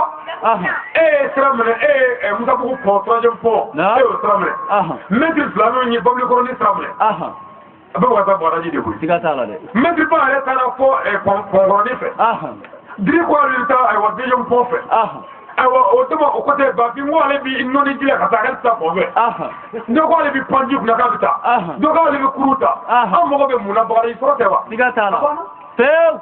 Jiri ko in ne han. A dɔnni b'a bɛɛ. Mais e tɛ bɔ kuma ta fɛ e ko ko bɔn mɛtiri 3e pont kan est-ce que e ɲɛ bɛ mɛtiri fila min na wa ani ɲɛ t'u la yɛrɛ. O kɔrɔ k'o tɛ pont tigɛ. Parce que o tɛ pont la yan. Mɔgɔ o mɔgɔ ma yɛlɛ 3e pont kan i tɛ Bagadaji sɔrɔ. Tiendo. Kaburo cité ko ni mali ngaki tan ne fo. Jogo jugu yako. Wallahi. Ni jogo manya e bi jarama ko. No ko fe ikara kadriyo, ikara sajaliyo, ikara ahmadi imana ke fongo penge boy. Ni jogo kanyo dala kanyishi ala kalbanjani ala danama. Sika fo tan sika. Meni o de sra bla so ki to sra ka mo to be jarame de ko loyi. Tiens. Aballa mata. De wadi ke sra abija. Aga kati be hu. Ako tiyani be be jarama ko. Tiendo. Nyere ala me. Alhamdulillah. Tangare. Ako be. Ko tiyani ga hiji tuble. Abe. Tiens. Ako ko mushriku ya ko de tiyani ye. Tiens. Ko plan ga ko de tiyani ye. Tiens. Alors ko ani dolo la jalo ni sabu dalo ka be ka ko be kene o. Tiendo. Ko wa hiji timi. Ko hiji timi. Barati. Wali bana ko wali be ngetika. Alors be mi abdale o tangu jele ni ko. Ko ka ma da ko ka bija. Wa ka ni murja. Ko ka blo mo ba ni ka dia. Ay ni mo ni po ni mo dino. Ke. Ni chawul. E ma ko ta. Ne la tu da tema ngo iye ko mi ngo ti na ga hiji timi mo ko ko na haya dola. Ko mo kire ga sa dola. Ko mo ko be dalu dola bi se ga mi fo ya kwati mi. Ay ko na me ka ba pe. Meta ja ila ka fo ala na me ka ba. Ni mo ko ti ka ka ka ni fu ka yi. Mo ga telefon dama. O ti ma kire be wa dama mo na ble. Tangare. Bonzo ka ila sa ka jabi. Ti ni asulu so mo tiambi. Tiens. So ti ni kira so mo do. Tiens. Alu be ti do. Tiens. Amana ni dina ko amana ni tabulo re. Anana de ni wurdi mi la dumo mi ko ba ngere alala. Aba on tunya alala. Do wala ti ala ko ala ya fama. Ala ya fakrama. Mo wala ti ala te wo ti na ba ne. Wallahi tigatala. Ni ara mu. Ni tabulo re. Mo ni ko me be tabulo re. Tigatala. Abrati. Mais ni kon ti do ki jale ka tola we ku. Tiens. Ko na ayateo. Mais ka fo ni ma min no la bi jare ma ko fa galo. Wallahi tigatula. Mo am ko me mina ibna fo mo mi mana tiara wurdi mine. Ba ro tre gele ni se ko bi jare ma ko ni yo ko. Ma tre ko wuri. Ko ti ni ro. Wallahi. Mais na boro la ka ke ni kare inti do ni na o galo. Tiens. Mare. De akmo me ro. Du ka ni do no. Barati. Ko egille do. Dina do bi on fa no ko ngani o take. Olu be telji tade. Kalo do ko ka fo ka kai. Billah. Subhanallah. O be telji saka aka kai. Ne ko mo do ka ngani je. Ne be telji ta o. Olu be telji sa. Kana golo da ku ni golo ma. Mo bolo ja ku na sul France jo na ni. Olu ko mo ji ka kai ko ngani mo. Ne do da ni talla. Kanya mina tindi na matir bolo. Ay agar da ni talla. Agu na telji sa. Do ko jogo fla. Jogo fla ga dini o fe be jogo fla. Ko ala ko ni tama sara ko ga jogo fla. Ko jara ke reta mo. Subhanallah. Samare. Ne yo ra da. Ko jara ke reta ko. Ta ko do da kam ko ado. Me nga fara ga jena de ko ni bita du wala ki du do la. Me ko jara ke tama jogo fla. Aywa. Do ko korne te kere fiu. Subhanallah. Do ko ko tala fiu. Do ko lu ka karamo ga tari ni beke. Me kira Muhammadu na ka buena ka kira bare ma ka de ma terke. Allah akbar. Me au ka karamo buena fo buena ka te kira ka. O ya kala ni bere terke ani mawlu fo. Wasil kele. Allah akbar. Do ga kuma ko do ka aya do fo. Ko do do be. Ko le kala ko na ko mama kala ala bi ya fa mani bara ma dulilla. Ni fa ko fala dala. Ko halu bi barko. Allah akbar. Samare. Me kana kile ro ko ya Muhammad mo ko be islam le ga ni fo. Kire ko ni ga mara la sira ne kike. Tiens. Me kama da lu fo wuri wala fo ay. Ay o make. Lop. Ngol diga lu ngema ganzi wala fo ya. Tiens. Achama. Kada mala be. Pedo ke me ganzi wala fo jilu. Wallahi. Ibi do ko e ma seri. O to ko ro. Allah akbar. Anaga tegni naga saloni ni kama le bruba ala ani bugul ba ko la. Billahi kedo. Aywa. Ni korte ali. Samare. Manyende. Abarati. Don ba atende. Ko juju wasel kinne. Wala ala. Aw barasa da ku dala. Dumo mitri podo la wallahi. Kamodo na wajilla ko mo yi fiye ka ko bi jaro ko. billah Sangare. ko juge bɛ bɛ jarabɔ kɔnɔ Ayiwa. i tiɲɛ fɔ ma tiɲɛ k'a bɛɛ ko polisi bɛ bɛ jarabɔ kɔnɔ Han? misiri falen ma tuma dɔ billah ko gendarme bɛ bɛ jarabɔ kɔnɔ ne yɛrɛ ɲɛ billah mais y'a sɔrɔ ne bɛ foli kɛ bala jalamugu ba bɛ na bɔ ne siran n'a ɲɛ ne ye n ka mɔgɔ dɔ wele n ko taa wele sisan i k'a ɲininka a ka dalilu di kuranɛ na parce que n ko ne ye ne ye a tɛna sɔn ka kuma o y'a ɲininka min kɛ a sera ka kuma tɔ d'a kan ko mɔgɔ o mɔgɔ ye tubabukalan kɛ k'a bɛɛ jarimɛden tubabukalan baara bɛɛ ye jarimɛdenya ko fɔ baara kelen k'o ka fisa dɔrɔn ko dɔgɔtɔrɔya Subhanallah. i bɛ se ka baara la ko ala ye ko baara ka taa n tɛ dɔrɔn kɛ Ayiwa. misiri fɔlen don polisiw ni gendarmew la bilahi a retraité ko misiri kɔnɔ an ka misiriw jɔra faamaw de ye wari d'an ma a ka misiriw jɔ kɔnɔ mais a jɔ mɛ min kɔnɔ k'olu nɛni aw tɛ se ka foyi kɛ a tɛgɛ fila la Sangare. n'u kun ko juge critère jugu bɛ jarama kɔnɔ o kɔnɔ a ye mais k'a bɛɛ de jarama kɔnɔ da la Siga t'o la. bila misiri dɔ bɛ yen misiri ye bɔgɔ de ye bila quartier ba dɔ Marikana bɔgɔ de tun don ne ye wari karamɔgɔ dugawu k'an ye misiri ka se ka jɔ ka kɛ siman ye danjaa dɔ la ne ko baasi tɛ i dugawu kɛ o kɔfɛ ne taara n taara sɔrɔ misiri kɛra misiri kuranin ye ka fɛndenw k'a la ka filaki nɔrɔ a kɛrɛ la ne nana don wari bannen ko karamɔgɔ ko i ye dugawu k'o san la ko misiri ko n k'a ɲɛ sɔrɔ la ne ko bɔn ko ne ka dugawu tɛ nin ye dɛ ne ka dugawu ye misiri ka jɔ ye nka ne ka dugawu kun tɛ misiri ka jɔ ka mɔgɔ tɔgɔ sɛbɛn k'a ye Sangare. ne tun bɛ min fɛ silamɛw ka baara k'u bolo fila la k'ala ka sunna ne ka misiri jɔ k'a ban ka filaki nɔrɔ la ka mɔgɔ dɔ tɔgɔ sɛbɛn a kan ko ala ka sunna olu bɛ kɛ ka ninnu bɛ alimami fana k'u bila a kunna kun o bɛ kɛ ka baara in kɛ o cogo la Allah akbar. Ke ala ta ye. ala kisi Sangare. ala ko misiri ala ka so de ye mais misiri min jɔra k'a ban ka ne tɔgɔ sɛbɛn a kan ko aliyu ali sangare misali la o ye ala ka so de ye Ayi, o ye Ali ta ye. Sangare. ni ne ko min bɛ k'o kɔnɔ ne ko ne tun tɛ nin fɛ ne tun bɛ min fɛ ko ye silamɛw ka baara kɛ nka an tɛ se ka baara kɛ la an tɛgɛ fila la ni tubabuw min kɛ an bɛ kɛ ka wuli kun k'olu tɔgɔya micro bɛ don don min na kaba kɔnɔ mɔgɔ dɔw kale kuranɛ na ko fo ka jiw de a kaba kɔnɔ k'u ti da kɔnɔ bi dɔn ka se ko ala ko tɛ ko nanzara kafiri ka micro ko o don misiri kɔnɔ Ayiwa. ne ma se ka fɛn kɛ nanzara kafiri ka micro tiri misiri kɔnɔ A bi don dɛ. Sangare. diinɛ dɔ nana bila ko k'u ti maga tubabuw ka fɛn na a ɲɛna wa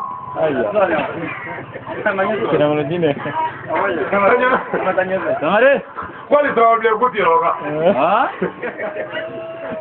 ntɛgɛw ko da ye aw tɛ se ka fɛn dilan nanzara ma min kɛ a bɛ kɛ k'o dɔgɔya fo mɔgɔw k'a faamu ala ko a b'an dɛmɛ n'i bɛ ala fɛ a b'i dɛmɛ a ma ban dɛ mɔgɔ o mɔgɔ bɛ mɔgɔw ka hɛrɛ fɛ hali n'i tɛ ala fɛ ala b'i dɛmɛ Sangare. nanzaraw y'a ɲini diɲɛ ka lafiya de o ala o dɛmɛ tɛ mais n'u ye fɛn min dilan dɔrɔn pour que an ka mori ka se ka fɛrɛ tugu la bolo gosi ɛ ko nin bɛ ala tɔgɔ ye hali k'o avion fa ɛ ko avion bɛ bɛn ala tɔgɔ de mais e ka to fɛn kɛ ayi ala tɔgɔ tɛ yan e ma kɔn ne dɔn wa dɔ fɔ ni yɔrɔ tɛ yira ko nin bɛɛ bɛ bɛn ala tɔgɔ de tiɲɛ dɔ kɛ mais e ka dɔ kɛ kɔni i bɛ se ka ye ten ko baarakɛ bɛ se ka ala tɔgɔ baara Siga t'o la. anw tɛ dɔwɛrɛ la hasidiya kɔ ko si tɛ ci fɛ mais nanzaraw fɛ foyi tɛ baara kɔ ni den min ye ni fa ye baara daminɛ n'o sara k'a to niveau min na den bɛna ta o niveau in na ka yɛlɛ n'a ye mais a ɲɛmaa sigilen bɛ yan mɔgɔ min bɛ baara min na bi k'i fa kun b'o la fɔlɔ o ka dɔgɔ dɛ n'i fa kun ye mécanicien ye i bɛna kɛ maçon ye o ye zoro de ye Wallahi. mais n'i fa kun ye soudeur ye ne yɛrɛ tila ka kɛ soudeur ye ko i bɛ taa sanfɛ aw ka hakili la i fara k'a dilan kan Siga t'o la. anw tɛ baara fɛ hali wurudi min n'an b'o kɛ tuma min bɛ sɔrɔ yan ko a ye wurudi dɔ kɛ ko nin y'a san 5 a b'o kan don o don k'a b'a kɛ o maa ka dɔgɔ dɛ Sangare. i b'a sɔrɔ a b'a bila ka dɔ wɛrɛ ta n'i y'o bila ka dɔ wɛrɛ ta i bɛ nafa sɔrɔ cogo di Ayi. e mago bɛ kɔlɔn ji la e ye kɔlɔn dɔ seni mɛtiri 5 ma ji sɔrɔ i y'o jɔ ka taa dɔ wɛrɛ seni mɛtiri 6 ma ji sɔrɔ i y'o jɔ ka dɔ seni mɛtiri 7 ma ji sɔrɔ i y'o jɔ n'i tun y'a bɛɛ kɛ tigɛ kelen na i bɛ ji sɔrɔ dɛ baara baliya walahi foyi t'anw tigi la kɔ wariya kɔ an yɛrɛ y'u bolo dɔrɔn ko n'anw ye silamɛ dɔrɔn ko ye baara bannen kafiri dɔ nasara dɔ amerikɛ dɔ a ko fo silamɛya ale ma sɔn kerecɛn ale ma sɔn wa maso ala ko la ara ko renye me ko kelen ngulu mi ko la ara buga ce ina to Muhammad ko Muhammadu bi hakla min ga ko ni jiye ko sona ka ke ko miniti fula wal ma seconde fula wal ma seconde duru hagaya ko wallahi ko jebi lafiya Tangare ka fi ko ala ko te ce me ko kira ga hakla ko ni mo ko sona la ko yene ga jimmi ka bo verma ko jebi lafiya tiens baraka ngata ko ko man ni fuye jeno luane hagako to ni ka hakla Allah akbar fanda kala ga hasile ko makana mo to krem bondi tiens o makafu anga kira sebediya kira ga sebediya mais on misri wono an yere dama sende ka pesio tiens ibi kamo te duru ko dum wono ko benebo kuna aka to de tiga tola bakali tisa be tiens o be to kuna me wala tinyo be wallahi me la ba islam o de ala ka musko amina ya rabbi andi so jale be ngene nga anti fere ko so be mena nyu do ngene nyu nga fonga to ko wole do blanc rebo tiga tola jawra bi la ala me be yabala mali mo ko be pamade la pamam me mali fe tiens mais mali mo ko te pamala ni mo ko sila ay uri kere mu zigi ka bo pour que mo ko ka ke kanda ka ka tin fe ko ato million mo ndu naam 25 million ko de sa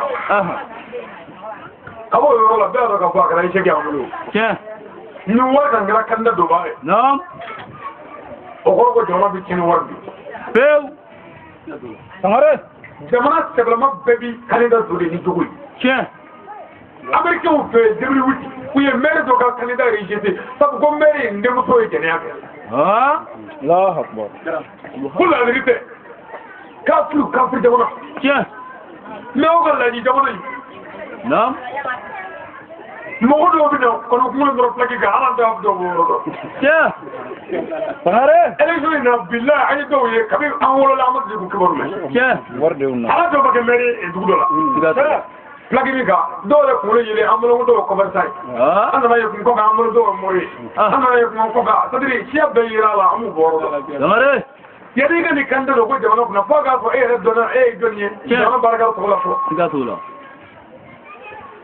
jamana mo ko be fama la diri de amma ko be fama me jamana refe tiens fama me jamana do fe fama me hiri jamana do na mo ko bola tiens abrachi na mo ko te futne lola ay ande kana tiens kana de naam jamana me ko fakudu tiga tola sura abidjana kamo do almu do woni ke ako ko président ka tobali ko président wa ke men ko fara hiji warka ko ka to bola tiens o fara mi président e famo bla kana mi ka talo kasula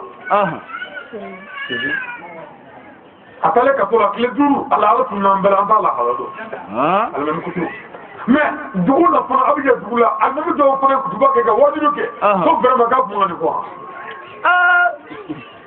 Allah akbar ko hiji wari tera ako président tobali ko ikado ko président to ne to ko ka ko ma fabara hiji wari ka slamé kunde tiens fo na ay président pe fo kana ko mo wati mo do baraka fo na sema ile wati be ko jambara ka sisa yoro ngele ka tiens do bola ayo ko ali président ni ya ka fo so jom manda ke manga de ko ko je fa ko ka ta ayo ke manga ya ko ke tiens ami fana ko islamu angana ndi onno chrétien ga kararola ko huti dan dunga ko la chrétien ko tiens Tangare ke ni mi bon ngara mo so ba Allah akbar ama do mo pote ni mo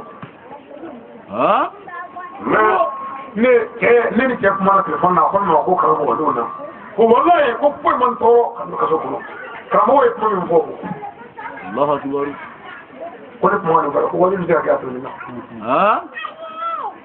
mende intervention mi ko bla ni je o e ka ni e mo o ko wuri ka ta police la ko ma jena Slamo ko ni daga ga ni ko slamo ka o je ka de mala ko fe ko anda la hawado ako wallahi ko ka so la ko e ni ga tubara yo ko ka so toro bana pe o ka le ra ka shira ni ka mo na fe sabu mo de ka so ka slamo ka de ko ko mo fofi ni u be da ma klingi ni ka so to Tangare me kamo do ko no ka ni na pe ko akma ni ko ko mo be ala ta ko ko Allahu akbar ali Kamara ta yi mai me jamana de ko le tsika ga haga yin jamana ko abini Tangare so mo wa ga la dire jamana mo be la dire la tiens aka nan daga dire wallahi mɔgɔw bolila ka boli ka ko bɛɛ kɛ pour que jamana ka se ka jɔ kun tiɲɛ bi anw nana anw bɛ fɛ ka jamana in feere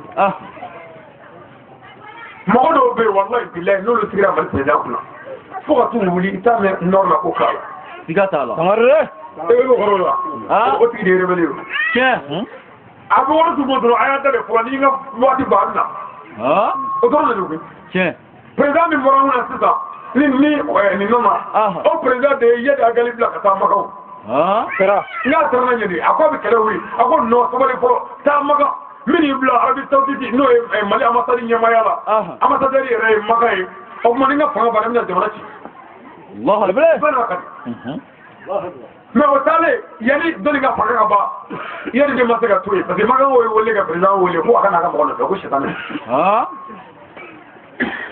ko danga ba ko bɛ se ka maraya bon a kana nɔfɛ ka na maraya fɔlɔ n'o tɛ Yadi tun bɛ seli Bamakɔ yan Marakabugu la yan misiri kɔnɔ yan bɛɛ ɲɛna yan donc o taara o ye Yadi bila ka na min kɛ a nalen fana pour que baara ka se ka ɲɛ a bolo ani pour que diinɛ jamana ka se ka pereke sa a sinna ka na dɔrɔn ka na ani minnu bɛ jɛla Bamakɔ yan ka kuma olu fɛ u bɛɛ de ye kumaw bɛɛ kan u tora ka bila ka taa kuma an ka tɔgɔ tɔgɔ la ko Ansaru ayiwa n'o kɛra o bɛ kɛ sababu ye karamɔgɔ min bɛ Mali kɔnɔ yan n'o tɔgɔ ko Ayidara o tuma o kɛlen bɛ ka Ansaru min renouveler yan Mali ni Ansaru ka taabolo kɔrɔlen min bɛ u bolo yan pour que olu mɔgɔw ni an ka ɲagami ɲɔgɔn na ko bɛ fereke a bɛ kɛ sababu ye tɔgɔ bɛ tiɲɛ diinɛ tɔgɔ bɛ nɔgɔsi o tuma silamɛya bɛ tiɲɛ an fɛ yan ka na ko bɔn k'ale ka diinɛ tɔgɔ ko Ansaru ayiwa ka sɔrɔ ka mankan wuli sabu a président a ma se ka président wuli kɔnɔ bilen jamanadenw fana ma se k'ale reçoit o de nana kɛlɛ ta bon n'i ye rebelle tigɛ an kunna sisan Mali kɛlɛ bɛ ban pewu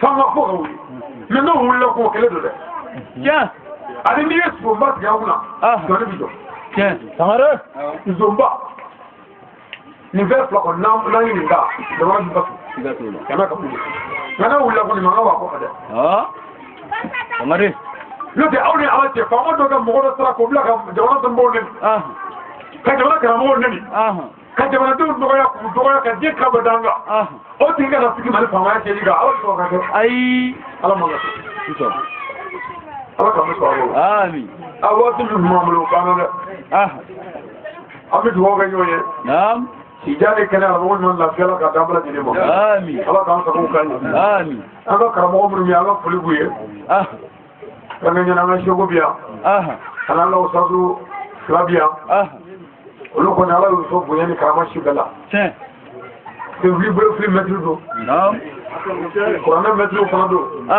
Adirisa dɔgɔtɔrɔw don an ka foli b'u ye nin ye tiɲɛ dɛ asiriya diinɛ t'an ka diinɛ ye walahi Umar kira da Umaru wele Ali wele Umaru Aliyu ni maa dɔ fɔ ye ni mɔgɔ min ye jogo fila sɔrɔ o tigi kɔfɛ i tɛ jeni lahara ni mɔgɔ dɔ fɔ ye n'a ko Ala ka hɛrɛ k'i ye Ala bɛ hɛrɛ k'i yɔrɔ bɛɛ ni mɔgɔ dɔ fɔ ye n'a ko Ala ka tile bɔ tile min fɛ a bɛ bɔ ye ni mɔgɔ dɔ fɔ ye n'a ko kulu wuli ka bɔ yan t'i sigi yan fɛ a bɛ taa sigi kulli barati mais Umaru ye cɛba ye Ali ye cɛba ye mais Ala ye kira ye Ali ni Umaru bila ka taa di wallahi diinɛ de hasidiya diinɛ ayi o t'a la bɛɛ n'i sɔfɛn don siga t'o la Ala t'a bɛɛ d'i ma ayi wa a t'i diya bɛɛ la siga t'o la ko Cheikh Awizu ibn Amri Cheikh Awizu ibn Amri hali mɔgɔ min ye Ala wele k'a yira Ala la ni ayiwa a dɔnniya yɛrɛ ye ani Ala dɔnniya yɛrɛ ye bɛɛ k'i ka Ala t'i da o siga t'o la Sangare ayiwa aw dɔw ko ka Ala wele ka maa yira k'o fana ma yɛrɛ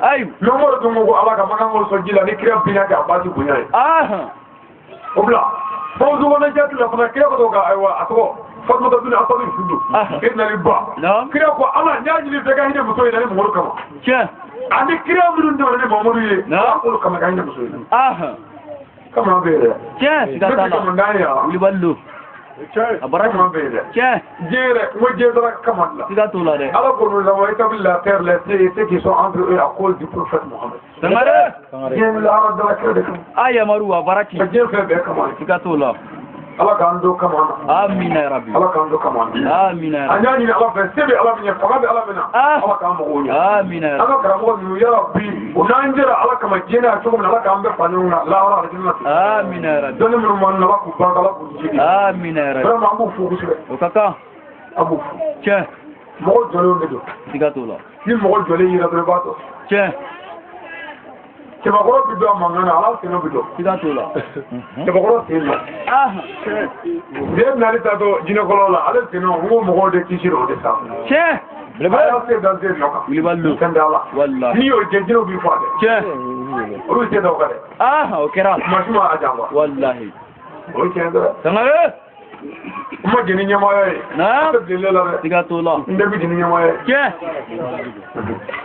ala ye sen dali bonya wallahi naam wa a kɛra ala fɛ dɛ tiɲɛ mais ni maa min ye silamɛ ye sɔrɔ kɔrɔlen don dɔrɔn fɛn o fɛn bɛ ka kɛ bi kabako t'a si siga t'o la a bara ci naam mɔgɔ kasira ale nɔfɛ n b'i fɛ n bɛ taa i nɔfɛ tiɲɛ ka na yira a wale kɛlɛ la kun dɛsɛ kɛnɛ kan naam hali y'i komani ye kabi ala k'i da e ma tigɛ dami Sangare ne b'i nɔfɛ n bɛ kasi kasi yɔrɔ mɛ walayi n'i y'i sɔrɔ n b'i fa n bɛ sigi k'i fa Sangare e fa ti dɛ e fɛ mɔgɔ bɛɛ t'i fɛ koyi dɔ b'a fɛ k'i tɛgɛ ni tɛgɛrɛ ye tasuma b'i jɛla den Allahu akbar ala ka dugawu fɛ amin n'an bɔra yen o kɔfɛ fana an kɔrɔkɛ bi yan naam n'o kulubali ye an ka foli b'a ye o ka kan a y'an bonya kosɛbɛ a n'an sigi cɛkɔrɔba an ka nawɔnna naam tarawele a bɛ bɔ k'an mɛn tiɲɛ tarawele jaralakaw fa dɔ a tɛgɛ ale jumɛn ye jaralakaw den don jarakɛ ko k'u den don ayiwa an b'a fo vraiment a y'an bonya o ka kan ale musokɔrɔbaw fana bi yan an ka foli b'u ye u y'an bonya sigi la kosɛbɛ o ka kan u ye sigi diya yɛrɛ de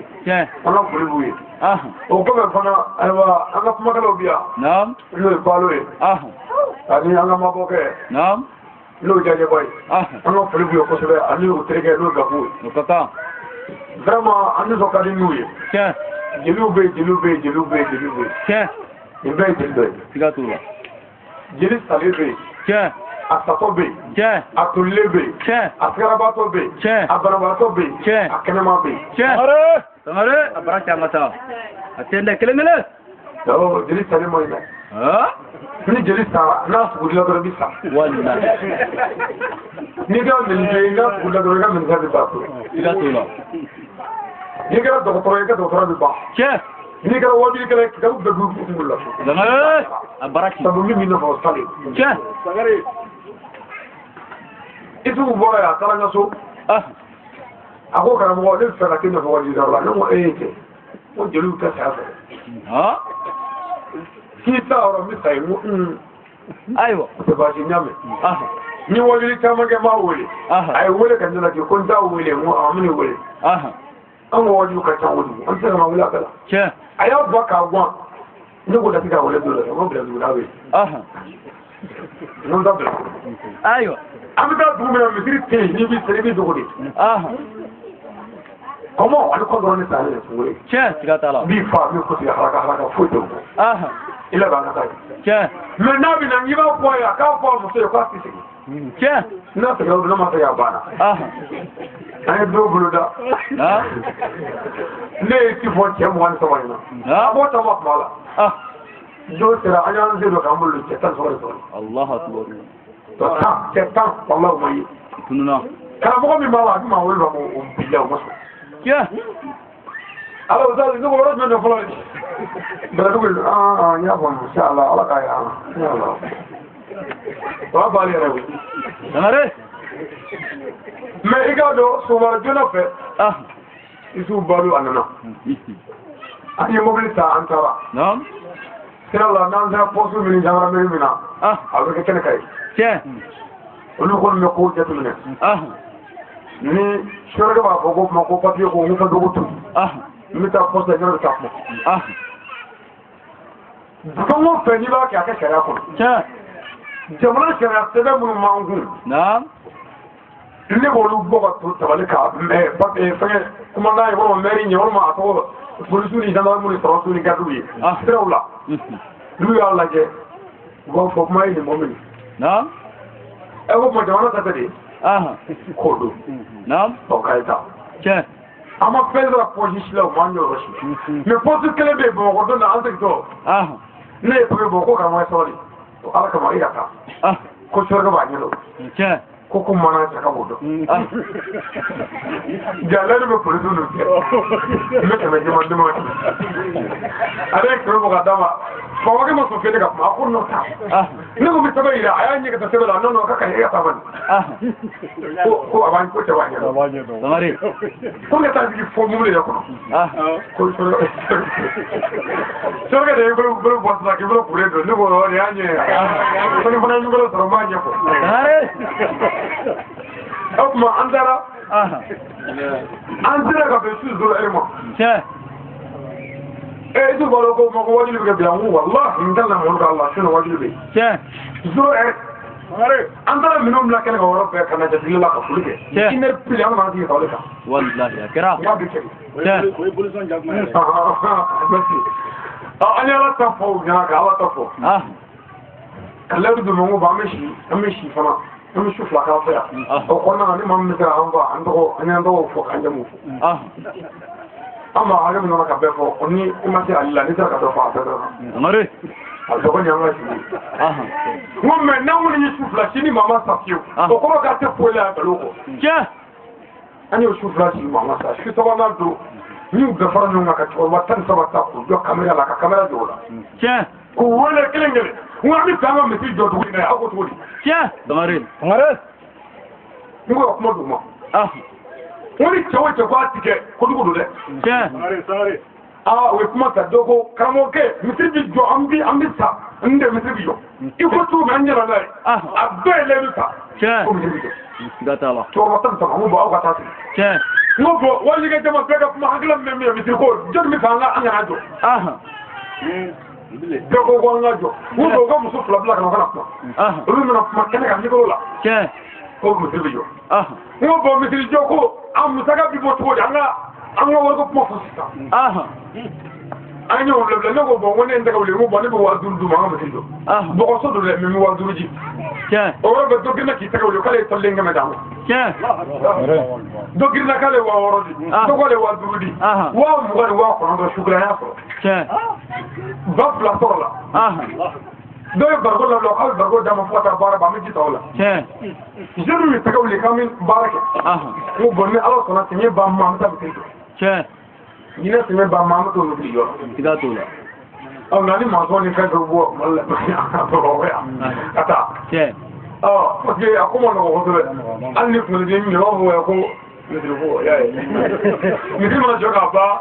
Ni ko na wole ko kelinga ni wole ko ba ko. Ni ga se ba ko ko kan na ko do ko ko na ta ke ko. Parce que ni an ni do ta fa to ko do la ko ya ko mi ko. O mi ko le bare. Vraiment amba fuku tule ayam ni wata ko jela ga wargo de jela wargo de jela e bitu horom na fa mi nga ka de no ba la ni na ziya ni saga bo ne ma ba do me daga jela bitu ga bo ni ma ba afara bele akarata kan ngalo da maga o mani o fo o be disu do mi ha o mi ta ko o fana ba to ne ko be disu to kata du wala ko fa porque ni pode falar a bem na Brasil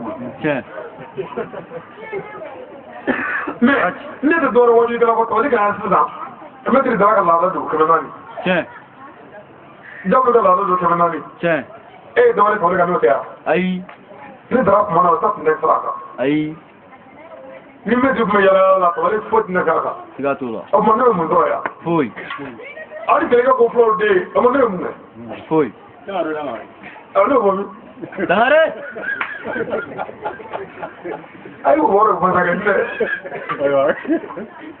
o boro ko ni no ni o kan ba ta sabe o na te do yo abi bolo du abi na ta ta no le mu ebi malule ai ndi mo le mi woji le blanc kata mo ga o de woji bani o ma ko vun tele digila peu tiga tola abaraki ne wuli ba ni tara mo ga pe ko mo ko mi sinono la ora ka mo ga la ka pa mi ni ne no ko ndi ba ma na no ko ngi ma do ma jelu ni funo ni ma kalo de be dusu do chawla ko amura jo ka bara la ani ka biya like mena kara do ni mi ko ye muri ne bɛ muso nɔfɛ somɔgɔw ko ni o de sɔrɔ k'u bɛ mugu ci na n bɛna morikɛ diri ta n bɛ muso nɔfɛ muso tɔgɔ karisa somɔgɔw ko n'o ye k'u bɛ n fa n bɛ fɛ k'a karaba ka di yan su kelen o de ye ka baara ye i bɛ wuli yɔrɔ bɛɛ n'o dalilu t'i bolo i b'o dalilu ɲini e bɛ ɲɛnamaya mɛ ne ko hakili muri n'i ye wa fila di an tɛ n dɔrɔn ye n bɛna fɔlɔ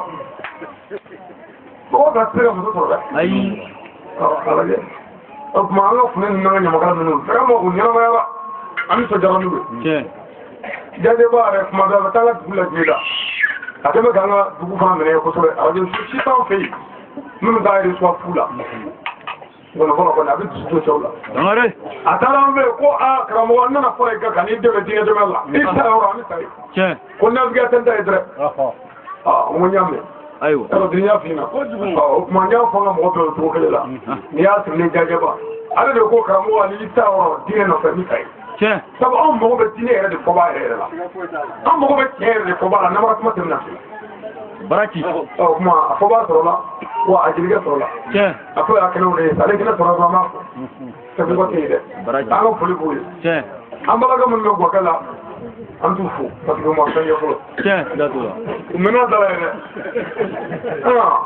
u mɛnna dala ye e yɛrɛ bɛ sera tellement sera an bɛ silamɛw bɛ wuli sisan an bɛ seliji ta an bɛ seliko ɲɛɲini ala k'an bɛ sɔn o ma an bɛ dugawu di filaninw ma an bɛ fɔ ka dugawu kɛ ala yɛrɛ kama o tuma baara laban waati fɛ an b'a seko bila dugawu an bɛ dugawu kɛ inshallah filaninw a ye micro ayi ok ayi a ka ɲi an ka hinɛ o la an b'a fɔ نستغفرك ونتوب إليك وصلى الله على سيدنا محمد وعلى آله وصحبه وسلم تسليما سبحان ربك رب العزة عما يصفون وسلام على المرسلين الحمد لله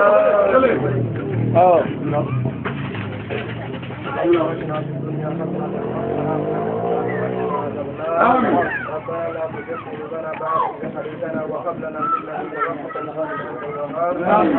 اللهم إنا نعوذ بك من جهد البلاء ودرك الشتاء وسوء القضاء وشماتة الأعداء اللهم إنا نعوذ بك من الحمد والحزن والعجز والكسل والجوع والبخل والحرم وسراء الدين وغلبة الدين وقهر الرجال إن الله وملائكته يصلون على نبيه يا أيها الذين آمنوا صلوا عليه وسلموا صلى الله عليه وآله وأصحابه وسلم تسليما سبحان ربك رب العزة عما يصفون وسلام على المرسلين